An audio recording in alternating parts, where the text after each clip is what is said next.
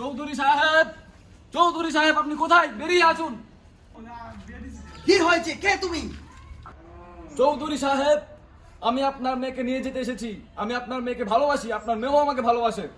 ফকিন্নির বাচ্চা, তোর এত বড় সাহস! তুই আমার মেয়েকে ভালোবাসিস? কি যোগ্যতা আছে তোর? কত টাকা আছে তোর কাছে?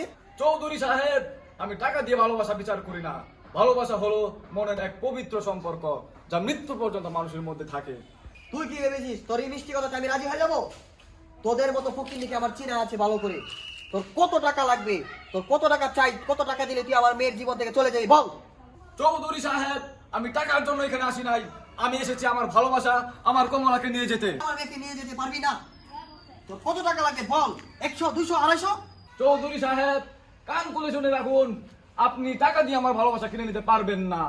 তোকে আরো টাকা দেবো, তোকে আরো 300, 400, তবুও তুই আমার মেয়ের জীবন থেকে চলে যা।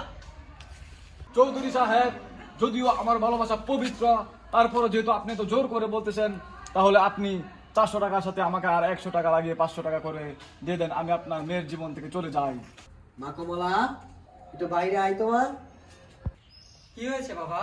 দেখ তুই কি ফকিনের সাথে প্রেম করেছিস, যে কিনা 500 টাকার জন্য তোর ভালোবাসাকে বিক্রি করে দিয়েছে। না বাবা, আমার ভালোবাসার মানুষ এমন কাজ করতে পারে না। সে এতটা নিচু না।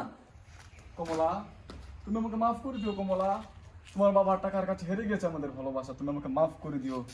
500 টাকা দেন। ফকিন্নির বাচ্চা, নে নে তোর ভালোবাসা 500 টাকা, যা। যেও না, যেও না, তুমি আমার সাথে এমনটা করতে পারো না কখনো।